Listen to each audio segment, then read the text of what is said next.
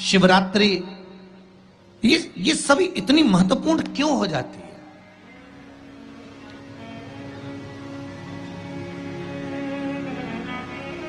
इसकी महत्वता इतनी प्रबल क्यों हो जाती है?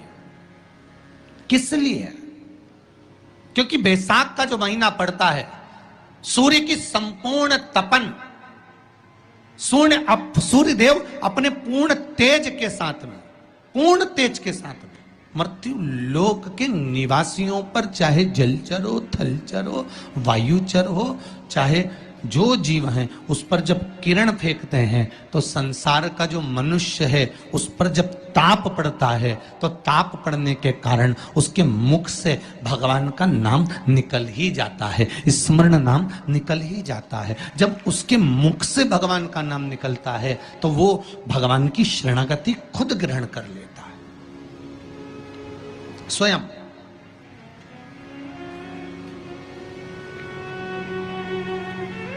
शरणागति ग्रहण कर लेना।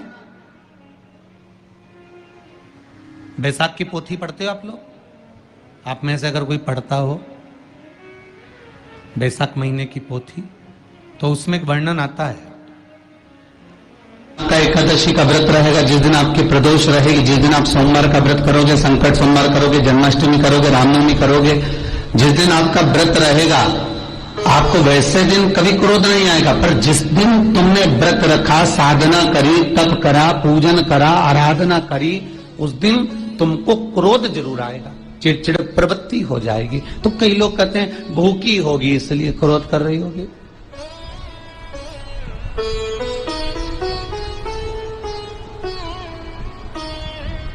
कई लोग कहते हैं कि भूख लग रही होगी इसलिए चिड़चिड़ प्रवृत्ति हो गई होगी। नहीं नहीं भाई, भूख से उसका कोई ताल्लुक नहीं है, क्योंकि रोज कोई जरूरी है कि वो इतना खाती हो कि नहीं खाती हो। कभी कभी तो दिन भर भूखी रह जाए तो भी क्रोध नहीं है।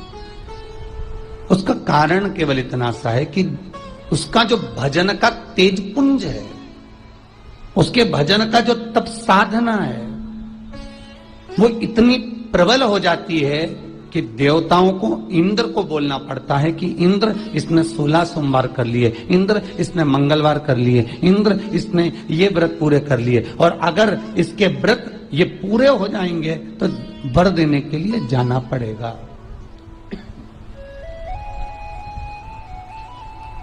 अगर इसके व्रत पूरे हो गए तो आशीर्वाद देने के लिए जाना पड़ेगा। इसके व्रतों को खंडित कर दिया जाए। तो व्रत को खंडित करने का सबसे सुंदर तरीका देवताओं के पास है कि जिस दिन व्रत हो, 2-3 व्रत अच्छे निकलते हैं और एक व्रत में इतना क्रोध आ जाता है कि सारा करा धरा पानी फिर जाता। देवता क्रोध दिलाते हैं। फिर क्या करना? तो शास्त्र कहता है कि जिस दिन आपका व्रत है उस दिन एक काम जरूर करना कि भगवान का मंत्र जाप कर कर, भगवान का स्मरण कर कर, कटोरी में जल लेकर, पात्र में जो जल रखा हो, पूजन पाठ करते समय, स्मरण करते समय वो जल का पान अवश्य करें।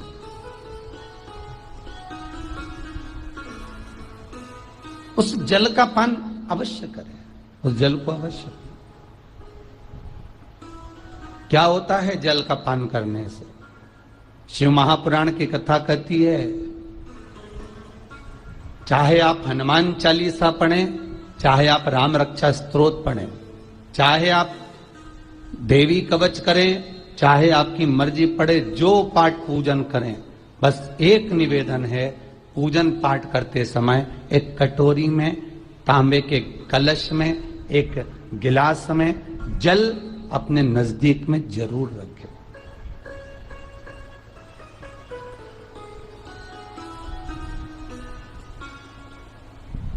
क्या होगा उससे? आप जितना पाठ करेंगे, आप जितना पूजन कर रहे हैं, आप जितनी आराधना कर रहे हैं, आप जितनी साधना कर रहे हैं, आप जितना तप कर रहे हैं, आप जितना हनुमान चालीसा, दुर्गा चालीसा, राम रक्षा स्तोत्र, यमुना अष्टक, गोवर्धन चालीसा, जो भी आप जप रहे हैं, जो भी आप सर्वोत्तम जी का पाठ करें, आप जिस भी पाठ को कर रहे हैं, उस पाठ को करते समय अगर जल तुम्हारे पास में रखा हुआ है तो तुमने जब पाठ किया तो उसका जो तात्विक अंश है वो जल के अंदर जाएगा, और वो जल जब हम ग्रहण करेंगे तो दशमी, 11 और द्वादशी, दशमी, एकादशी और द्वादशी, एकादशी का व्रत, दशमी की रात्रि को जो आप भोजन करें वो सात्विक करें। एकादशी के दिन भोजन ना करें, अन्न का भाग ग्रहण ना करें। अन्न का भाग ग्रहण ना करें।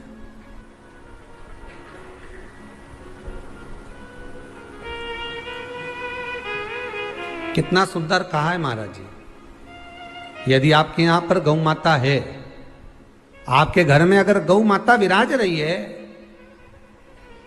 आपके घर में अगर गौ माता है, गाय की अगर आप सेवा कर रहे हैं, अच्छा कितना सुंदर लिखा है धेनु मानस में, गीता प्रेस गोरखपुर की गौ अंक को निकालकर पढ़िए कल्याण का, उसमें लिखा है ब्रह्म मुहूर्त में सुबह के समय पर गाय की पूंछ को पकड़कर या गाय की रस्सी को पकड़कर जो 2 कदम भी चल लेता है, उसके लिए भगवान विष्णु बैकुंठ का मार्ग और कुबेर का मार्ग प्रशस्त कर कर खोल देता। जरा पढ़िए धेनु मानस को पढ़िए, गौ अंक पढ़िए, गीता प्रेस गोरखपुर का कल्याण का अंक निकाल कर पढ़िए कि गाय का मात्र रस्सी पकड़कर 2 कदम चलने वाले के लिए मार्ग प्रशस्त हो जाता। एकादशी के दिन अगर आपका व्रत है तो आप भूलवश भी डब्बे में रखी हुई रोटी गाय को ना देते हुए कुछ थोड़ा सा फल, फलहार, कोई केला, कोई सेब, जो आप खाते हो, अंगूर, पपीता, जो आप ग्रहण कर रहे हो, उसका थोड़ा सा भाग आप गाय को प्रदान करो। आप गाय को दीजिए।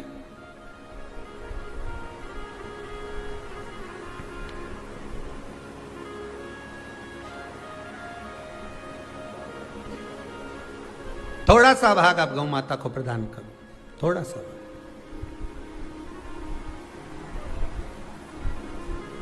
सारे व्रतों में केवल एक व्रत ऐसा होता है एकादशी का, जिसका उद्यापन पहली एकादशी पर भी कर सकते हो। सारे उद्यापन में केवल एक उद्यापन ऐसा होता है, सारे व्रतों में एक व्रत का उद्यापन ऐसा होता है, वो है एकादशी का। ये जरूरी नहीं कि 26 पूरी होगी तभी तुम करोगे, या तो पहली में ही कर लो या फिर 26 पूरी हो तब कर। पर उद्यापन, अगर तुमको ऐसा लगे कि हाँ मैं अभी तो जीऊंगी हो, अभी तुम्हारा बाल भी धोला नहीं हुआ है, तुमको ऐसा लगे तो अभी तो मैं तो बढ़िया, तो फिर भले मत करो। पर एकादशी का नियम कह रहा है, एकादशी का यहाँ 18 नियम में से एक नियम कह रहा है कि एकादशी का उद्यापन पहली एकादशी पर भी हो सकता है, पहली पर भी कर सकते, फिर तुम्हारा मन पड़े तब। क्यों? तो पहली पर करने से क्या फल मिलेगा? तो एकादशी की नियमावली कहती है, अगर मान लो आपने पहली एकादशी पर भी उद्यापन कर लिया, इसके बाद में जितनी एकादशी करोगे वो सारी तुम्हारे खाते में जुड़ती जाएगी। मतलब बैंक में खाता खोल लो, ठीक है, खाता खोल लिया, अब जितना कमाता जाओगा उसमें डालते जाओ, जितनी कमाई करके लाओगे उसमें जमा करते जाओ। एकादशी एक बार उद्यापन पहले में भी हो गया तो बाकी का पुण्य तुम्हारे खाते में आ जाएगा, उसका पुण्य। एकादशी का उद्यापन बड़े महीने में माघ शुक्ल एकादशी के दिन, माघ का महीना हो, शुक्ल पक्ष की, जम के बोलिए, एकादशी हो, प्रयास करना कि आप उद्यापन करें, भले 5, 10, 11, 12 जितनी एकादशी हो जाए, 26 हो जाए तो ज़्यादा अच्छी है, नहीं तो आप करें तो माघ महीने की शुक्ल पक्ष की एकादशी के दिन आप उद्यापन करें, प्रयासरत करें, प्रयासरत। बड़े महीने के अंतर्गत जो उद्यापन, हाँ चतुर्मास के अंतर्गत उद्यापन नहीं होता एकादशी का, बहुत ध्यान दीजिएगा हमारा। ये जो सावन भादो कुंवर कार्तिक जो 4 महीना होते हैं भगवान के शयन करने के, इसके अंतर्गत एकादशी का उद्यापन नहीं होता, और इसके अंतर्गत उद्यापन करना भी नहीं चाहिए एकादशी हमारा। एकादशी का उद्यापन माघ महीने की शुक्ल पक्ष की एकादशी के दिन आप बहुत प्रेम से आनंद के साथ करिए महाराज। परंतु एकादशी के उद्यापन में सबसे ज्यादा अगर कुछ जरूरी होता है तो 24 तरह का नैवेद्य जरूरी होता है। कितने तरह का? 24 तरह का नैवेद्य। अब आप कहोगे गुरुजी उद्यापन हम कर रहे हैं एकादशी का, तो उसमें तो फलहार का हमें नैवेद्य बनाना चाहिए। तो फिर ये पुराण के अंतर्गत स्कंद पुराण में ये चीज लिखी है कि एकादशी का जब उद्यापन करते हैं तो 24 तरह का नैवेद्य बनाकर सिद्ध करते हैं। 24 तरह का नैवेद्य जान रख लेना का हलवा बना लो, खीर बना लो, पूड़ी बना लो, सब्जी बना लो, पकौड़ा बना लो, भजिया बना लो, ऐसे 24 तरह का नैवेद्य अलग अलग चाहिए। पर लोग क्या करते हैं, खोपरा पाक बनवा लेते हैं 1-2 किलो और 24 जगह रख देते हैं। स्वीकृत नहीं है। 24 तरह का नैवेद्य रखा जाता है। महाराज एकादशी के दिन भगवान के पूजन का पूरी तैयारी कर कर मंडल आदि बनवाकर विद्वान ब्राह्मण को बुलाकर, कर्मकांडी ब्राह्मण को बुलाकर जो भगवत सेवा में एकादशी का उद्यापन कराए, उन ब्राह्मण के चरणों को नमन कर कर, प्रणाम कर कर एकादशी का पूजन करवाइए और उस मंडल की पूजन कराकर हवन द्वादशी को कराइए। एकादशी को हवन नहीं। एकादशी के उद्यापन का जो हवन होता है वो द्वादशी को।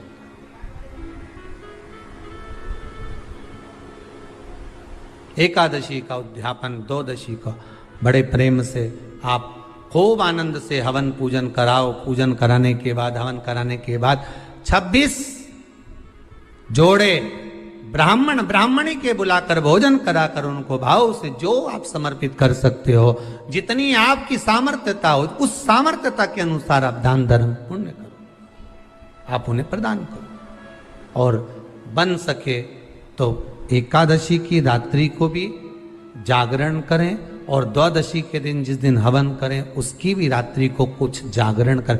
जागरण का मतलब पहले भी कथा में कहा, प्रदोष की कथा में वर्णन किया था। हम ये नहीं कहते कि तुम पूरी रात जगो। हमारा तो निवेदन है 15 मिनट का करो, आधे घंटे का करो, 20 मिनट का करो, पर रात्रि के समय थोड़ी देर अगर एकादशी का उद्यापन कर रहे हो तो जागरण थोड़ी सी देर अवश्य करें। नहीं कर सकते अकेले बैठकर राम नाम जप लें, भजन कर ले, पर करो। कि नारी के मुख से अगर एक बार निकल जाए कि मेरी जिंदगी तुमसे विवाह कर कर बेकार हो गई, उस समय नारी का साथित्व समाप्त हो जाता है। इसलिए माताओं आपसे निवेदन है, जिंदगी में सारी लड़ाई लड़ना, सब कुछ बोलना, पर अपने पति से यह मत कहना कि तुमसे विवाह कर कर मेरी जिंदगी बेकार हो गई। क्योंकि विवाह तुमने किया है पर भाग्य उसने लिखा है। भाग्य लिखने वाला वो है। और आपसे फिर निवेदन करूंगा, राम मंदिर जाओ, कृष्ण मंदिर जाओ, शिव मंदिर जाओ, भवानी के मंदिर जाओ, तुम्हारे 33 कोटि देवताओं के मंदिर चले जाओ, गणेश जी के मंदिर जाओ, तुम्हारी मर्जी पड़े उस देवता के मंदिर जाना, कोई तुम्हारा भाग्य नहीं बदल सकता। जो तुम्हारी किस्मत में लिखा है वो तुमको भोगना पड़ेगा। तो बदलेगा कौन? तो उसका भी प्रमाण हमारे यहां शिव महापुराण कहती है। एक पारो नाम की विधवा स्त्री थी।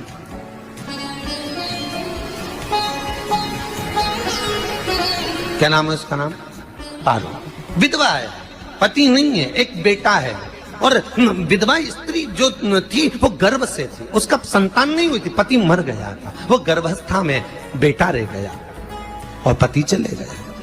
पारो बड़ी दुखी थी, भगवान का भजन करती बहुत, घर में कुछ भी नहीं था। जो व्यापारी, जो धन था उसके पति का, वो सब लोग खा गए। जब जैसे व्यक्ति जब तक जीवित है तब तक संसार उसका है, जैसे ही वो गया उसका सारा धन भी उसके साथ चला गया।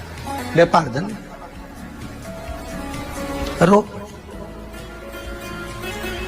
पारो आंखों से अश्रु बहता है, नैनों से जल बहता है, नैनों से बिंदु बहता है। और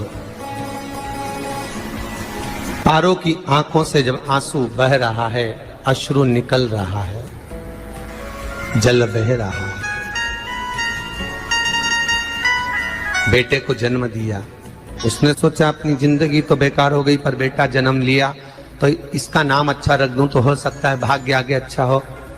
तो उसने उसका नाम भाग्य सिंह रख दिया। क्या नाम रखा? भाग्य सिंह। भाग्य अच्छा रहेगा इसका तो हो सकता है कुछ अच्छा कर ले। पर बेटे की भी किस्मत इतनी प्रबल नहीं थी। माँ जगह जगह बर्तन मांझ कर काम कर कर बच्चे का पालन कर ली। बच्चा थोड़ा बड़ा हुआ। माँ मेरे सारे मित्र सेठ हैं, अब मेरा ही किस्मत, मेरा ही भाग्य ऐसा क्यों है? मेरी ही किस्मत ऐसी क्यों है? ऐसा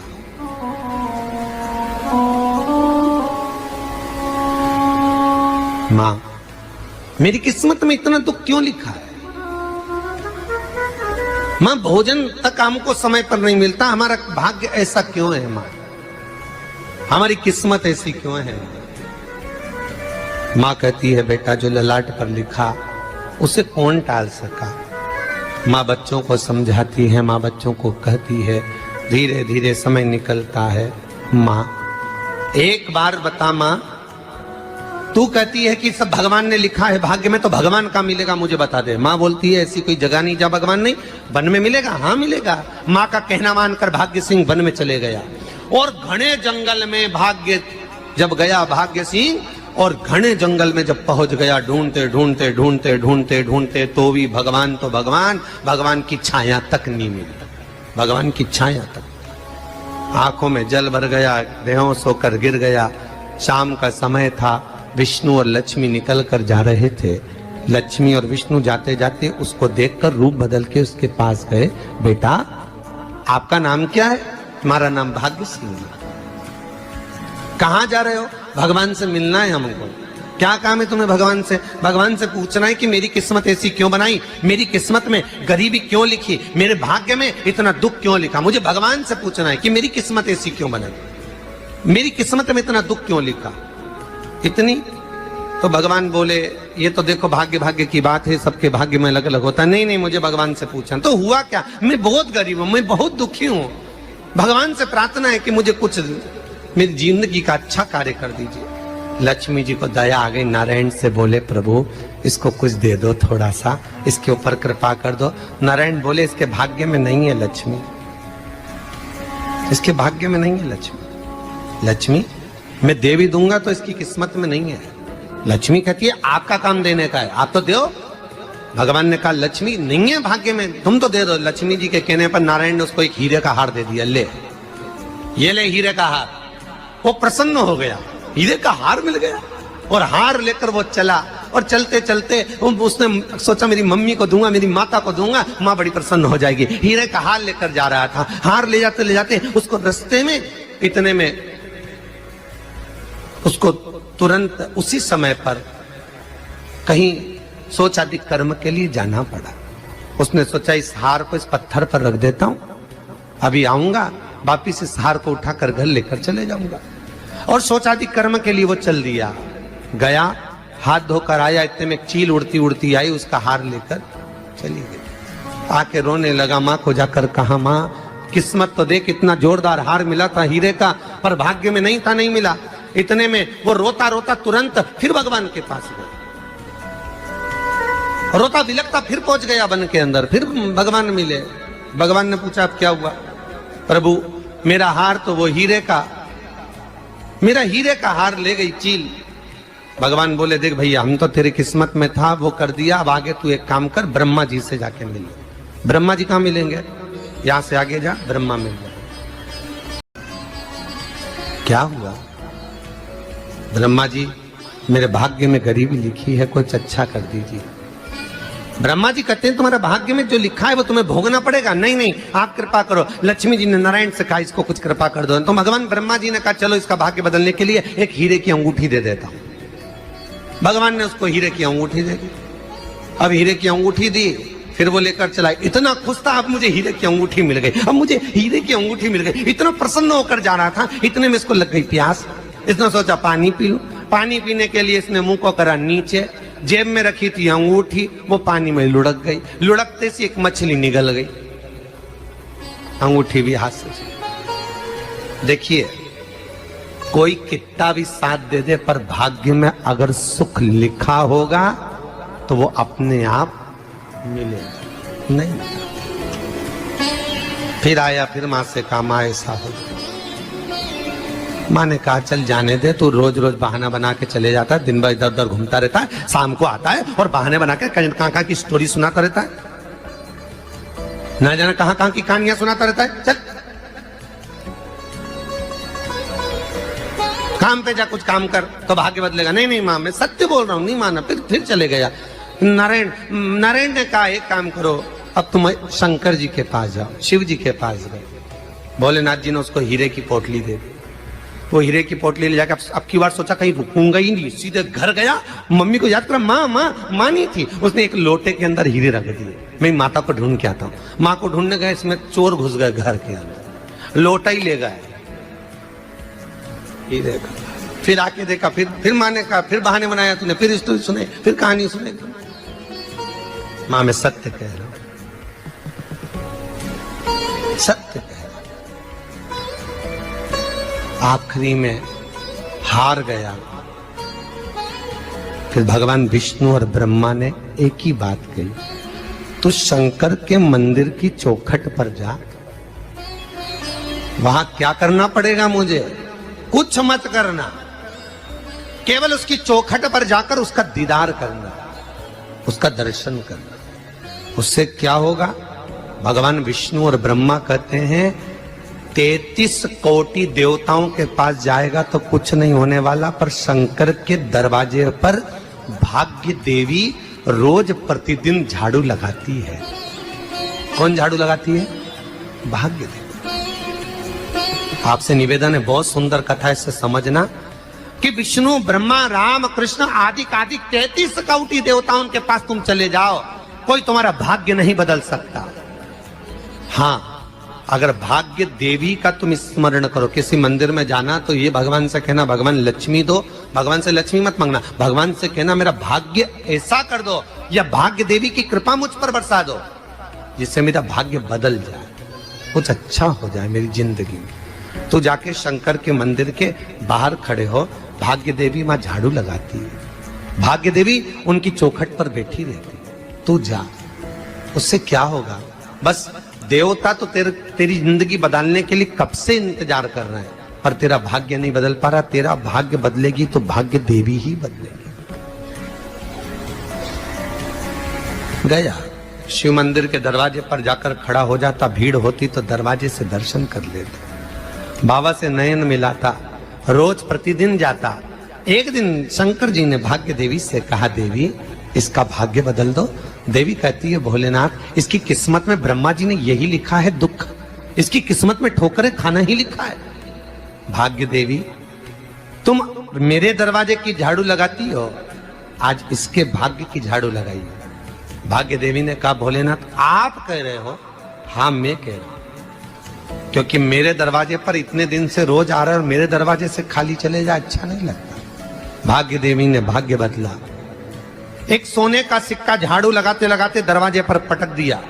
उस सोने के सिक्के को लेकर वो चला और सोने के सिक्के को ले जाकर उसने माता को दिया। अब भाग्य कैसे बदलता है वो देखिए। सोने का सिक्का लेकर गया और तुरंत वो सोने का सिक्का घर में पहुंचा। रात से ठाठ हो गया, बेचकर भोजन की व्यवस्था करी। एक दिन माँ ने सोचा कुछ ऐसा करूं कि मैं मछली का व्यापार करूं, और मछली खरीदने के लिए गई। और मछली खरीदने के लिए गई, जो मछली मिली दे तो दी व्यापारी ने, परंतु घर लाते लाते वो मर गई। मरा तो काटा तो इसमें से हीरे की अंगूठी मिल गई।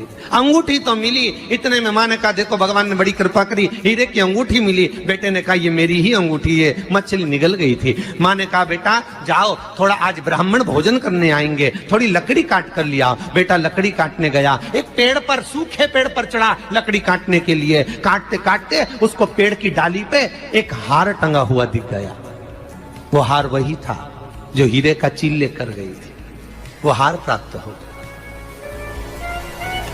आते आते रास्ते में प्यास लगी, सोचा कहीं एक आध बर्तन मिल जाए पड़ा हुआ, तो लोटा पड़ा हुआ मिल गया जिसमें हीरे पड़े हुए थे। जब भाग्य चलता है तो सारी रास्ते अपने आप खुलते खुलते खुलते खुलते चले जाते हैं।